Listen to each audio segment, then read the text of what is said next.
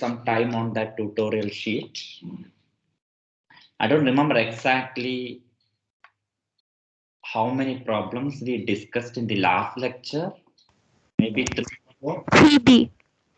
3B we discussed, right? Okay. So please don't expect me to go through each and every problem. So before coming to tutorial, you are expected to go through this tutorial sheets, work yourself, and if you have some specific doubts, then that can be taken first. So be honest, did you spend some time on this? Hello, sir. Yes or no? Hello, sir. Yes. Sir आपने उस दिन एक question बताया था 3B. 3B? तो sir उसमें 3B means उसमें x को फाइनाइट प्रूव करना था. A sigma algebra if and only if x is finite set. Okay. If it is finite set, then it is a sigma algebra. Yes, yes, sir. Yes, sir. Yes. It should be the power set, right? Yes, sir. Yes, sir. Now, Sir, yes, sir. We take in converse part.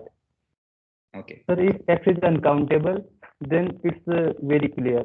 But sir, if the x is countably infinite, then what guarantee that that subset is existence? Means x is finite and x minus a1 dot an is also infinite.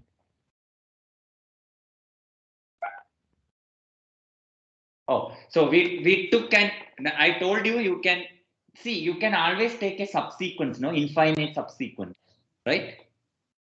Yes, sir. See, if x is infinite, then what you are saying, I think your doubt is like this. Suppose your x itself is a1, a2, a3, so on, right? Yes, sir. Enumeration. No, in that case, this a1, a2, a3 should not be your x. It should be a subsequence. Will it have an infinite subsequence? Is that clear?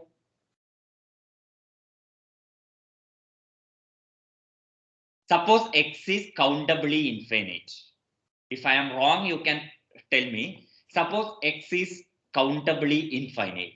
And suppose x is, let's say, a1, a2, a3, etc. an. Then what I wrote as a1, a2, a3, etc. an should be some subsequence of that x. Let us say that, then I can say they can find an infinite sequence b1, b2, b3 of distinct element such that x minus b1, b2, b3, etc. is infinite. Suppose x is this, a1, a2, and so on. Then is this statement true? We can find b1, b2, b3 of distinct elements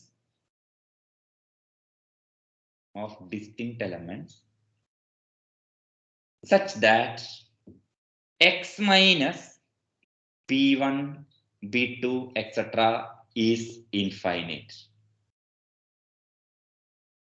I don't know who asked this question. Will you agree with this? Yes, sir. Yes, sir. Clear.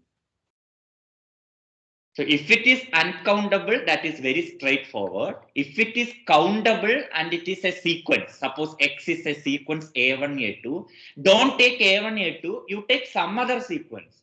It will be a subsequence of the original x. So that x minus b1 is again infinite. Okay. But this I have told. I have told about subsequence in the last lecture, if I remember correctly. Yes or no? Yes, sir. Anyway, so let us go for the fourth question. Yeah.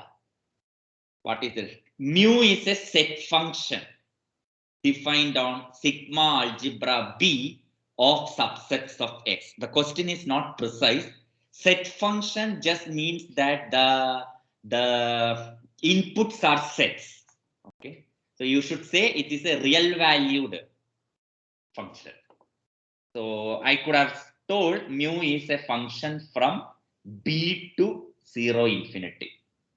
That will make it more clear. where B is a sigma algebra. Show that if mu is additive and countably subadditive, then it is countably additive on B. Okay. By now, this terminology should be clear. Mu is additive and countably subadditive. We have seen it for mu star. What is countable subadditivity means? Mu of union an is less than or equal to summation n mu of an. This is countable subadditivity.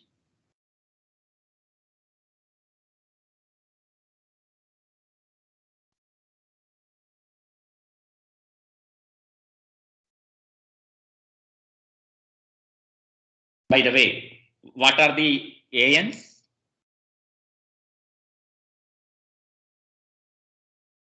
Is there some condition is there on an or not? That's my question. No, it need not be disjoint. Okay. Where? No.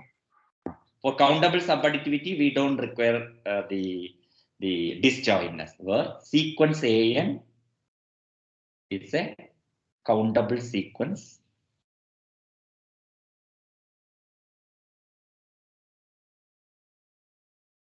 I don't have to say countable. Once I am writing sequence, it is understood. Sequence of subsets of X. An element of B. An intersection am equal to null set, I am not assuming. This is countable subadditivity, and mu is additive. Additivity is the following. Means mu of A union B for two sets is equal to mu of A plus mu of B, where A and B are in B and A intersection B is equal to null set. So once these two conditions are there, then automatically it will be countably additive. When you are talk about countably additive, we need this join. Countable additivity is this.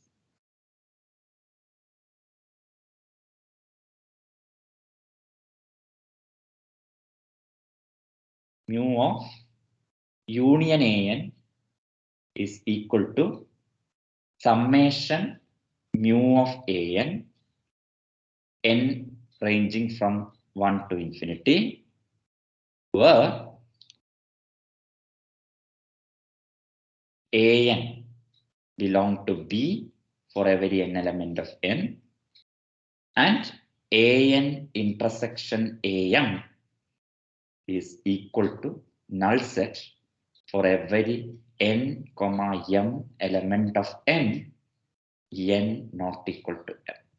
Before proceeding with this problem, this is closely connected with what we were doing at the end of the last lecture. So let us try to recall. We introduced mu star, the Lebesgue outer measure. It is a specific measure for outer measure for subsets of R. Okay. We define mu M star, and then we collected a few nice properties of M star. Is it not? Yes, sir. What are Yes, the sir. properties that we collected?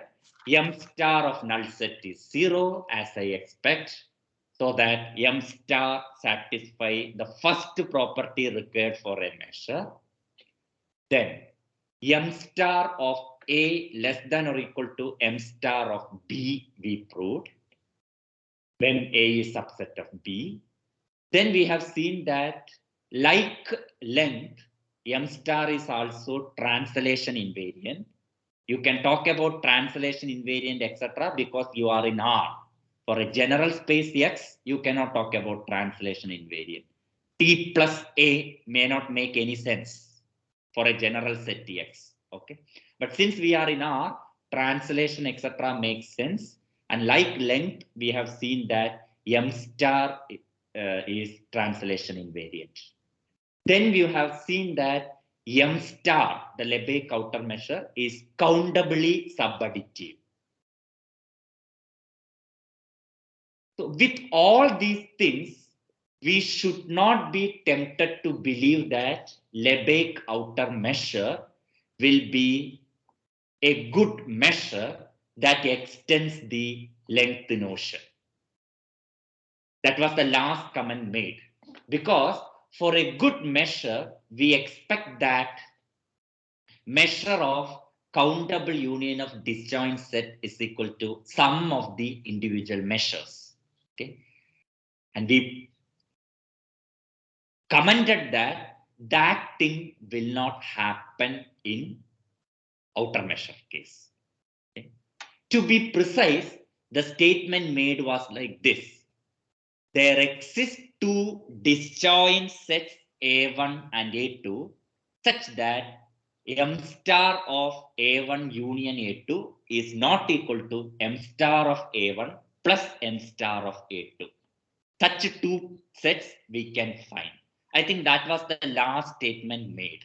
Yes or no? Yes, sir. Yes, sir. Now you please Yes. try to connect with this problem. Suppose M star of A1 union A2 is equal to M star of A1 plus M star of A2 for all distinct A1 and A2. Suppose it is true. Then already you know that M star is subadditive. And therefore, by this problem, M star will become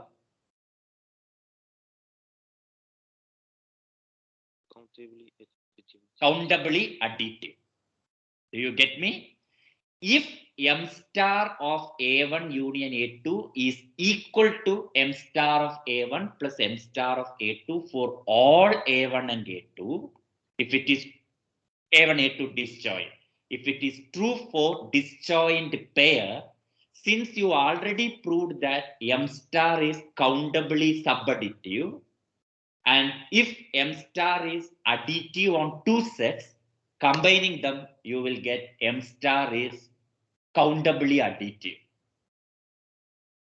Okay, that's why we were, instead of working with countably additive, there we are saying that we can find an A1 and A2 such that M star of A1 union A2 is not equal to M star of A1 plus M star of A2. And that will prove that it is not countably.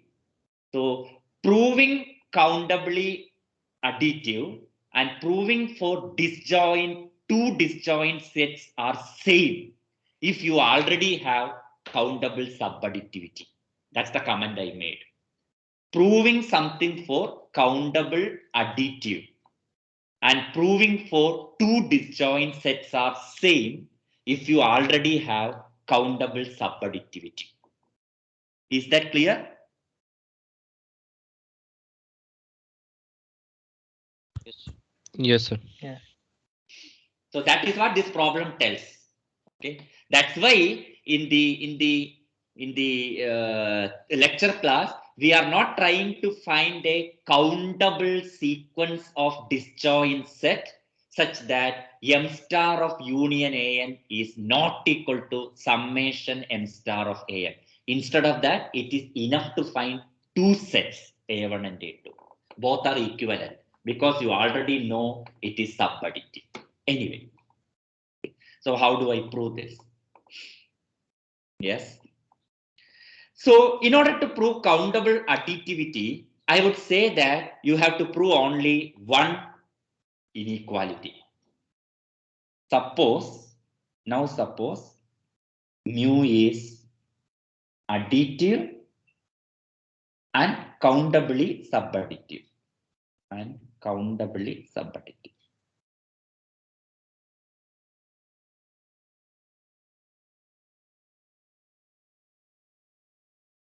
Okay. What we have to prove? To prove that mu of union An is equal to summation n mu of An, where An's are disjoint, where An belong to B, An's disjoint.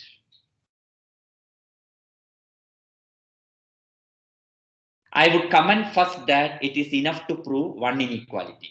That is obvious. It is enough to prove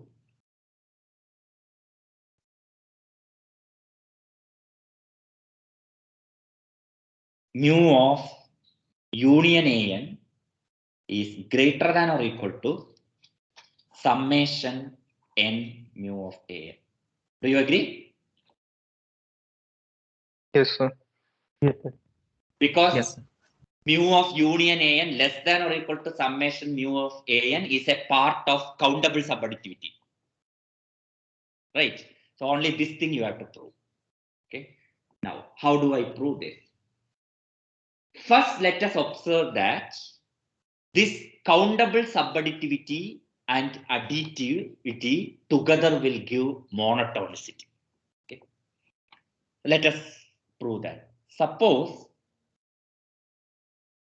A and B are in B, and A is a subset of B. I want to prove that mu of A less than or equal to mu of B will be satisfied, like you proved in Lebesgue countermeasure. Okay. You can write B as A union the difference B minus A. Now these two are disjoint. Okay. And A intersection B minus A is equal to null set. So what can you observe? Mu of B will be equal to mu of A plus mu of B minus A. This is by additivity. Additivity of mu. And mu is a function to 0 infinity.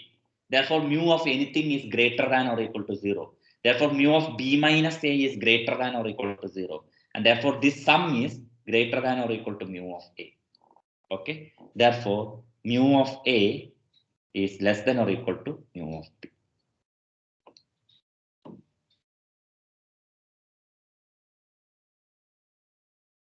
So additivity gives monotonicity.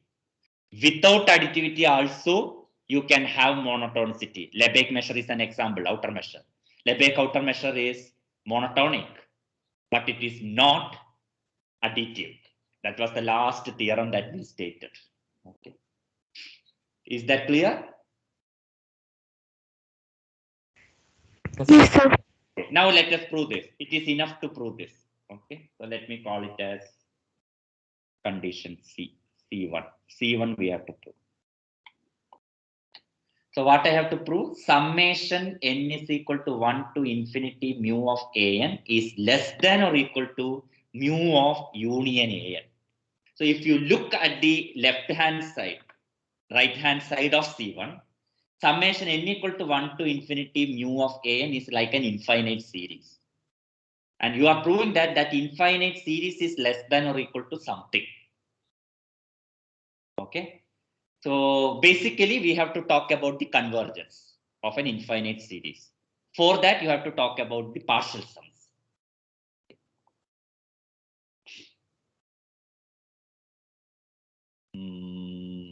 Mu of union n belong to n. What did I call? An. An will be now less than or equal to mu of union n is equal to 1 to some capital N A. Do you agree?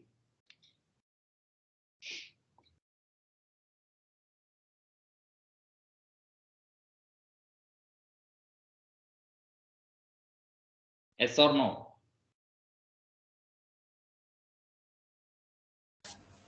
So by less than. So it should be greater than. Greater than. Sorry.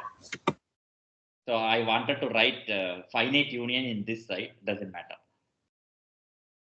So this is greater than by monotonicity. Okay. And by selection, ANs are disjoint. Okay. So this mu of union, finite union, by additivity will be summation n is equal to 1 to n mu of AN. Okay. Here I used monotonicity, which we already proved. Here I used additivity, and ANs of course are disjoint of monotonicity of mu.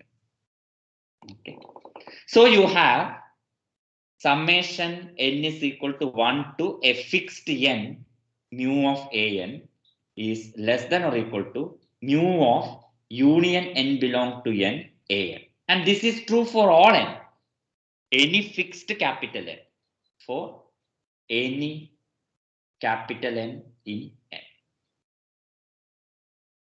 Now take limit.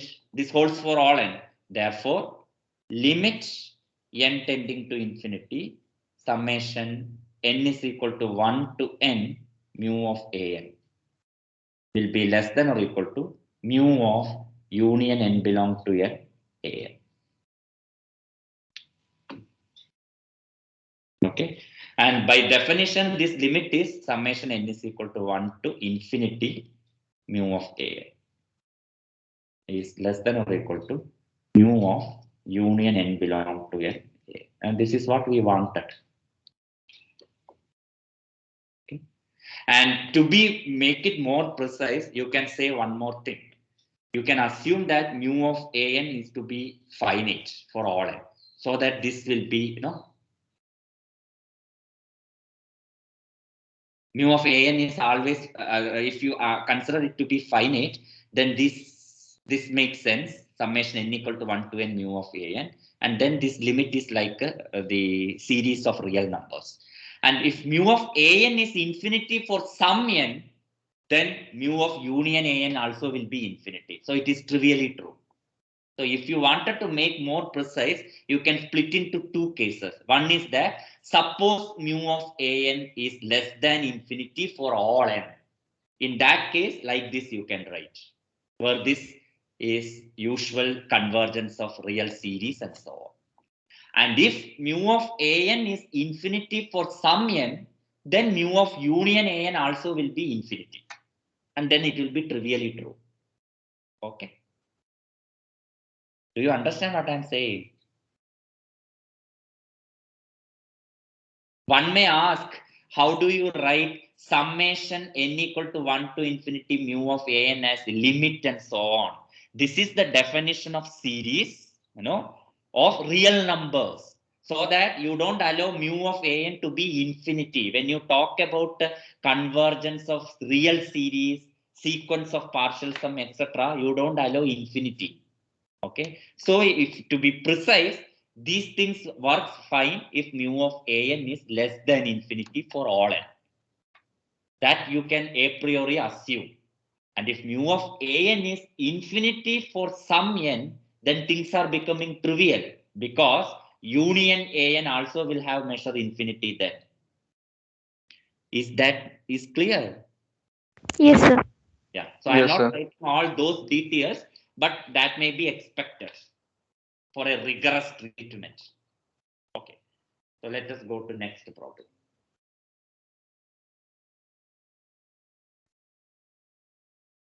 What is that? X is an infinite set. A is an algebra consisting of finite and cofinite subsets of X. Okay. Define a set function mu like this and prove that mu is additive. Okay. X is an infinite set.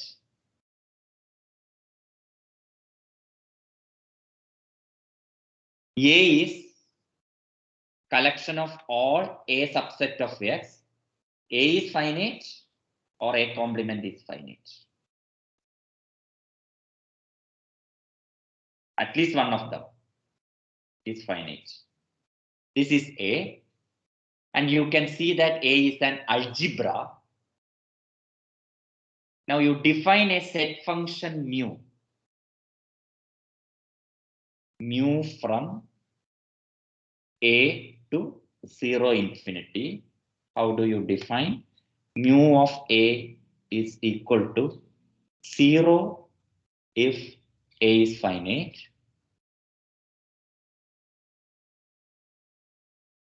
and 1 if A is cofinite.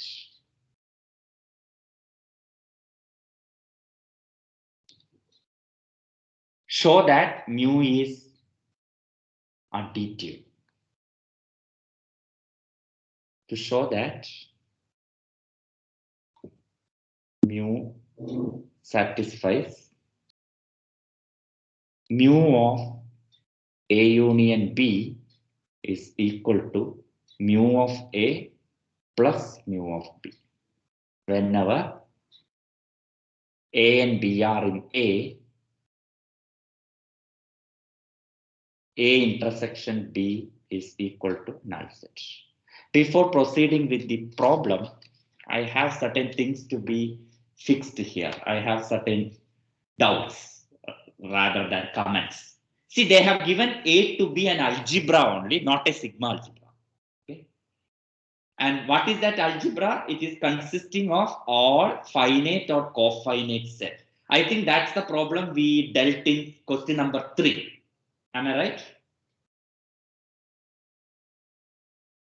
Yes, sir. And in fact, you have seen this algebra cannot be a sigma algebra in general. Yes, sir. This algebra cannot be a sigma algebra in general. It is when it will be sigma algebra only when X is finite. X is finite. Okay. So I don't know. Now let us go to 5b, then it may an issue.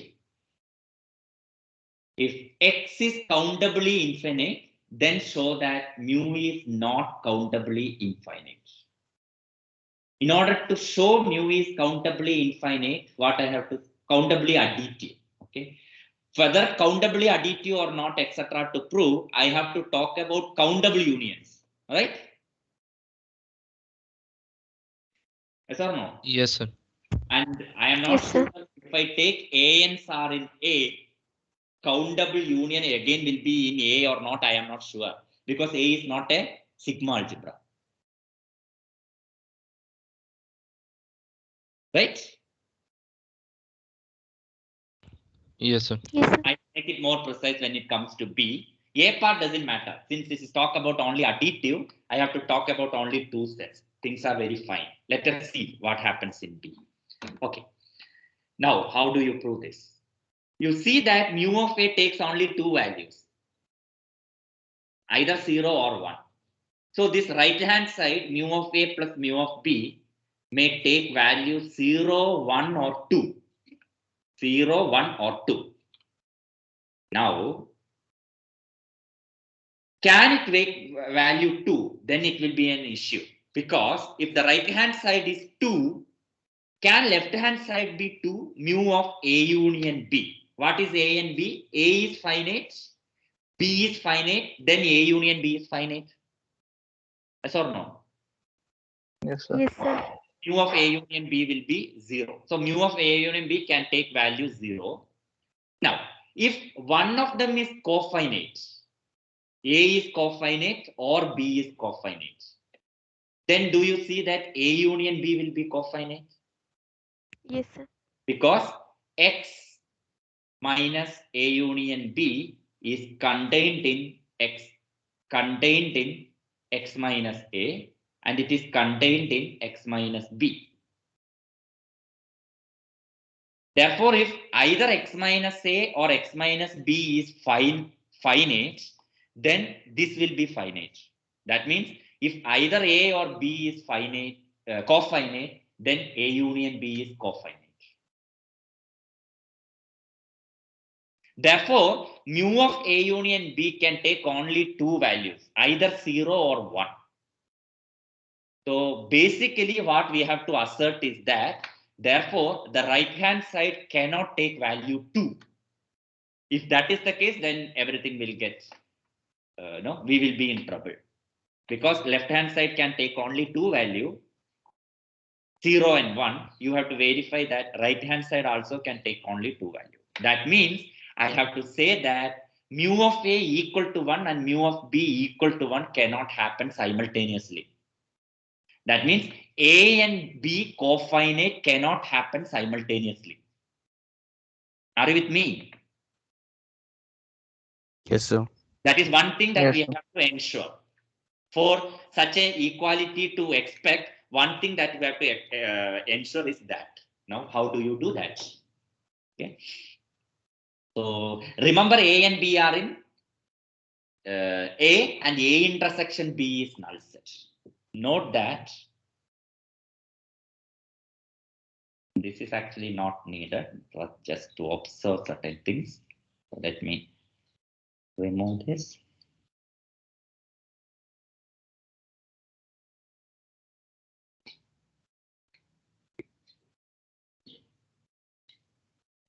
Okay. So now note that A and B are from A, and A intersection B is null set. What does it mean? A is contained in B complement. Do you agree? This is something X. Here you have A, here you have B. There doesn't have any common point. Then A will be contained in B complement. Agree? Yes, sir. And B is contained in A complement. Agree? Yes, sir. So will that tell you that A and B cannot be both cofinite? Yes, sir. How does it follow? Sir, if we assume A is cofinite, then A complement is finite, then B cannot be infinite. B will be finite only, Thus, A is cofinite implies B A is complement. B is finite. I will avoid one step. A is cofinite will imply A complement is finite, and that will imply B is finite. And B is cofinite imply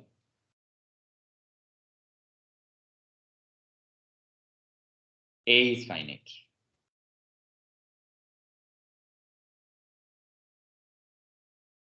Okay? So both A and B cannot be cofinite.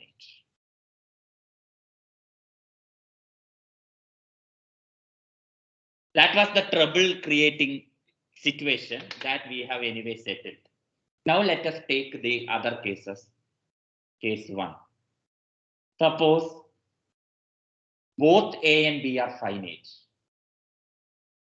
Both A and B are finite. Then by definition, mu of A is 0, I think. Yeah, and mu of B is 0. A and B are finite implies A union B is finite. Here, A union B is finite. Right? And mu of A union B is also 0 by definition. So you have Infinity holds. mu of A union B is equal to mu of A plus mu of B. And case 2, suppose one is finite and one is cofinite. Suppose A is finite and B is cofinite. In that case, by definition, mu of A is 0 and mu of B is 1. And by the observation we had, mu of A union B is cofinite. Here, A union B is Cofinite. cofinite. And what is mu of A union B? G 1. 1. 1. Therefore, equality holds.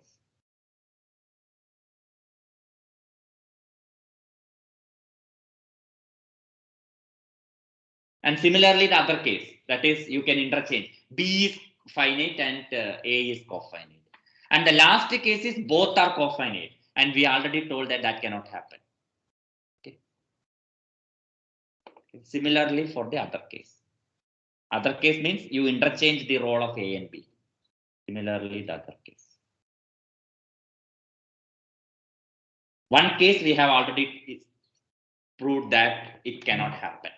So that settles the part A, but part B is slightly confusing. Okay. as your set is, I mean, script A is just an algebra, you should not actually talk about countable additive. Because for countable additive, you have to talk about countable union. And I don't know whether the countable union will be there. Okay. So strictly speaking, the part B doesn't make sense. Okay. But let us think in this way. Part B, let us think in this way. Suppose ANs are in A and union ANs are also in A. Suppose. Okay. Then countably additive. Countably additive demands what? Demands? Yes. What do you mean by countably additive? Mu of? ANR. That I will mu- put later. That I will put later. Mu of union AN is equal equals to summation n. summation. This is what the countable additivity demands. Suppose AN belong to A and ANs are disjoint. And ANs are disjoint.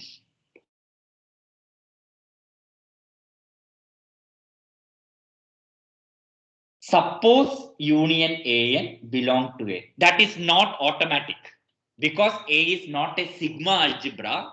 It is just an algebra. This is not automatic. Okay, so I am assuming this. Not automatic as A is just an algebra. But in case union AN belongs to A, then countable additivity demands this. So now anyway, you have to prove that mu is not countably additive. So I have to find a sequence of disjoint sets such that union AN is in there, but this equality is not true. Such a sequence I have to find. Okay. But remember, mu of AN can take only two values, either 0 or 1. Okay. So only possibility of doing this is that how do I so each mu of AN is 0, then summation AN will be 0, right? Right hand side will be 0. Are you with me? If each mu AN is 0, then summation and mu of AN will be 0. Therefore, right hand side will be 0. So if I can find union AN such that mu of AN is not 0, I am done. For that, if I can find union AN to be cofinite, then I am done.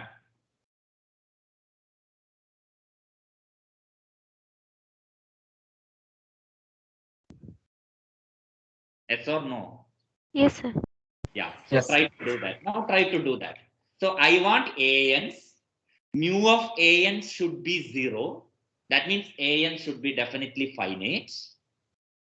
So that the right hand side will become 0. And I want left hand side to be 1 so that equality does not hold. For left hand side to be 1, I want union AN to be cofinite. Cofinite. And union AN should be in A. So with these things, can you tell me how to proceed? Remember, X is countably infinite. So let us start with X. Let X is equal to, what should I say, X1, X2, and so on. Countably infinite. So you can list the elements. Is X cofinite? Yes, sir. Yes, sir. So, Note that X is in any way A. And mu of X is equal to 1. Isn't it? Yes, sir. So now again, the problem reduces. Suppose now I can find disjoint sets ANs such that union AN is equal to X. ANs are finite. I am done. Singletons. Singletons you can take. Yeah. So take AN to be, let AN to be set Xn. Okay. Then mu of AN is equal to 0 for all n. Yeah. For all n. Right? Therefore, summation n mu of AN is equal to 0. 0. And union AN is here set X. X. And we know that this is in A. And further, mu of union AN is equal to 1. 1. Therefore, mu of union AN is not equal to summation n mu of A. So even constructing the example, you should think, how should I think about that problem? No? I want not equal to. So right hand side, if it is 0 and left hand side, it is 1, then I will get not equal to. Like this, step by step, if you think, it will be easy. But I would say that part B, we have settled with the assumption that the countable additivity is interpreted like this. If ANs are in A and union ANs are also in A, then mu of union AN is equal to summation n mu of AN. So this is what countable additivity I interpret. Here, union AN belonging to A will not be automatic because A is just an algebra. Okay. So now I will leave C part to you. I will not prove it. Suppose X is uncountable, then show that mu is countably additive. So again here, when you take countably additive, what you should do is interpret it as suppose ANs are in A, ANs are disjoint, and union ANs are also in A. Then prove that mu of union AN is equal to summation n mu of AN. Okay. Let ANs are in A, ANs disjoint, and union AN is also in A. With this much assumption, show that we have to show that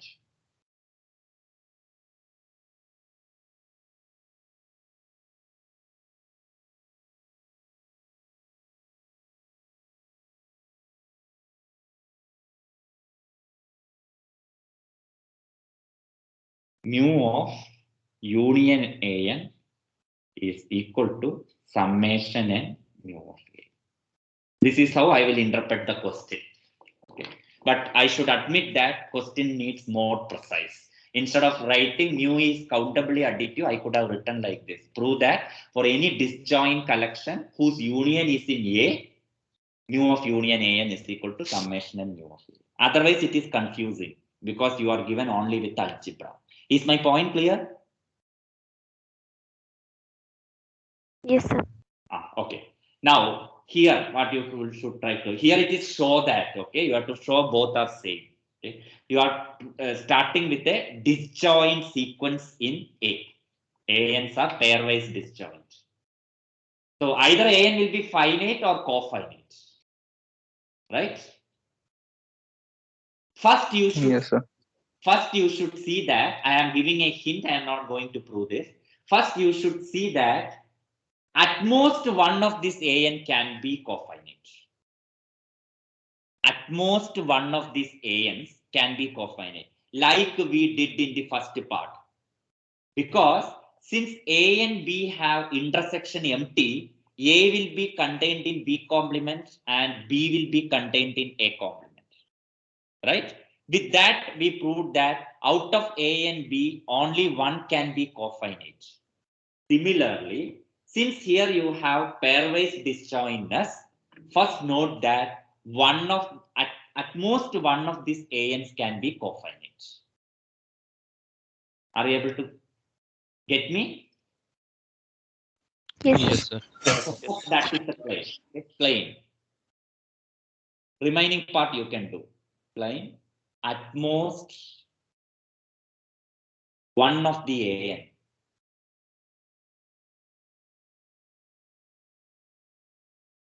are is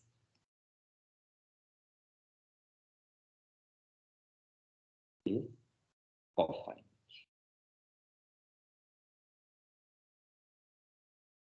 And then you suppose one is cofinite.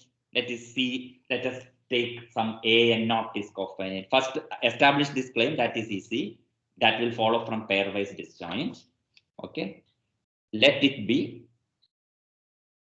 Let it be A suffix N naught. Then you proceed. See what happens. Okay. Remember, union AN contains A and naught. And then prove. And then next case is suppose no ANs are cofinite. Everything is finite. Then you see what happens to union AN. And then you can okay, complete as an exercise.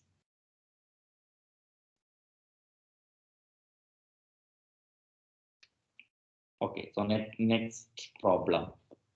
Sixth.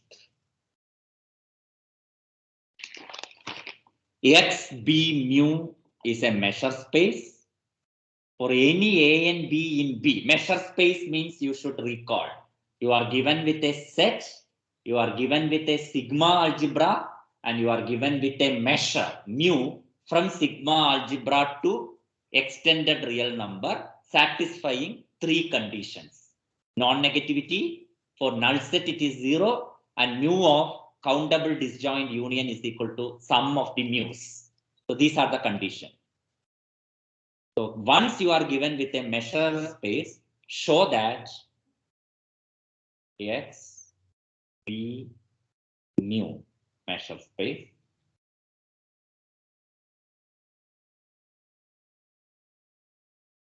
For any A and B in B, we have the equality. A comma B, B in B. What we have to prove? Mu of A union B plus mu of A intersection B is equal to mu of A plus mu of B. I have the measure space. So mu is countably additive. When I say countably additive, for it is for a disjoint sets. So I can apply if you have disjoint sets. Only issue is I don't know whether A and B are disjoint. Okay? I don't know that a priori. So what I will do is try to write it as disjoint union and then apply the additivity. Okay, that's easy. A union B, can I write as disjoint unions? So here you have Venn diagram. Here you have A. Here you have B. This may be some set X.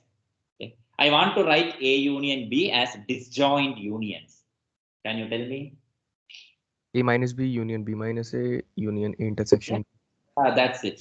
A minus B union A intersection B union B minus.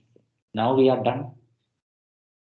And that will give you expression for mu of A union B, right? Now, can I write A in terms of two disjoint union, A minus B union A intersection B? And I can write Yes, B also as disjoint union, A minus B, sorry, B Union minus A union A intersection. A intersection B. Yes. So now apply property of mu, countable additivity. Once it is true for countable, it is true for finite also. Okay. So B is B minus A union. Yes. I know.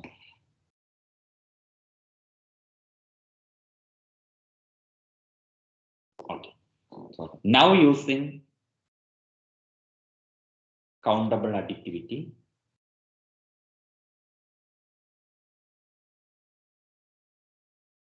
When I say countable additivity, it is true for countable union of pairwise disjoint sets. we have mu of A union B is equal to mu of A difference B plus mu of A intersection B plus mu of B intersection A. Okay. And here mu of A is equal to mu of A intersect A minus B plus mu of A intersection B. And mu of B is equal to mu of B given A plus mu of A intersection B. I think with these three equations, you will get the required equation. Yes or no? What should I do? Subtract mu of A union B. Minus mu of A minus mu of B. Yes, then do that. And when you do that, you are subtracting. So it should not be infinity. Mu of A, mu of B should not be infinity. Okay, so that you should assume. Suppose whichever you are subtracting, because minus infinity you cannot deal with. So suppose I am subtracting the A and B, mu of A and mu of B. Suppose mu of A and mu of B are finite. And then mu of A union B minus mu of A minus mu of B is equal to this minus this minus this. So what things will cancel?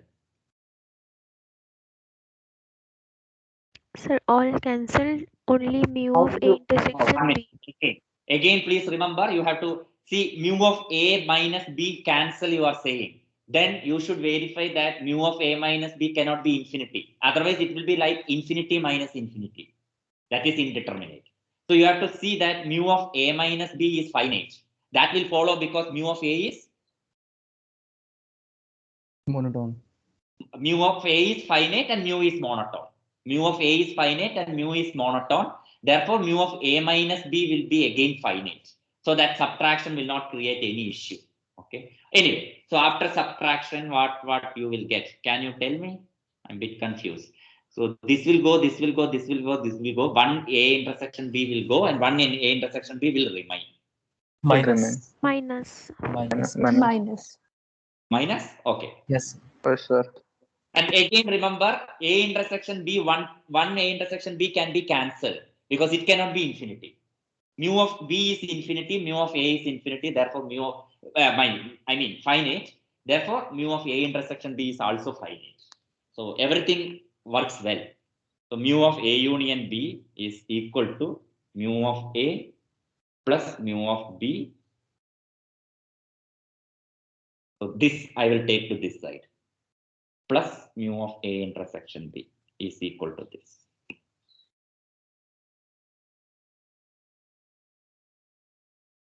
So now we have to justify our assumption. Suppose mu of A and mu of B are finite, everything works. What if they are infinite? Okay, one of them is infinite. If Minus A in mu and A intersection B.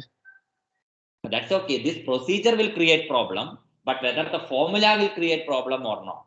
If mu of A or mu of B is infinity, is plus infinity. Okay, you cannot do all these things, but look at whether this will be trivially true. Mu of A Yes, and sir. mu of B, so RHS will be infinity. Yes, sir. If both are also infinity, it is infinity. Infinity plus infinity is treated as infinity. Okay, issue is only with minus. And what about left hand side? So that will also be infinity. Because if one A of them union B is A infinity. union B contains A, it is larger than A or it larger than B. Okay, so if one of them is infinity, equality is trivial. Equality is trivial because in that case, both left and right will become infinite. For that. Okay. So I will stop with this because I think you have a class at 12, right? Yes, sir. Yes, sir. But let me just tell you one thing. The seventh problem is something connected with what we made some comments in the class. Okay. If you remember, I will stop with that, those recalling those remarks. If you remember, we imposed this countable additivity condition on mu by our practice with the length, volume, etc. And in fact, as I told you, that is combination of two principles. What are those two principles? The countable additivity is actually motivated by two principles. One is whole is equal to sum of finite number of disjoint parts, right? Yes, sir. Yes, Yes, sir. sir. Second one is principle of exhaustion. What was principle of exhaustion? If you have something, if you want to approximate, find the measure of that, what I will do is keep something inside it, which is a standard object, and make this standard object larger and larger. Like what I told to how to measure area of a Polygon. polygon and so on. Same. You can So it is inscribe.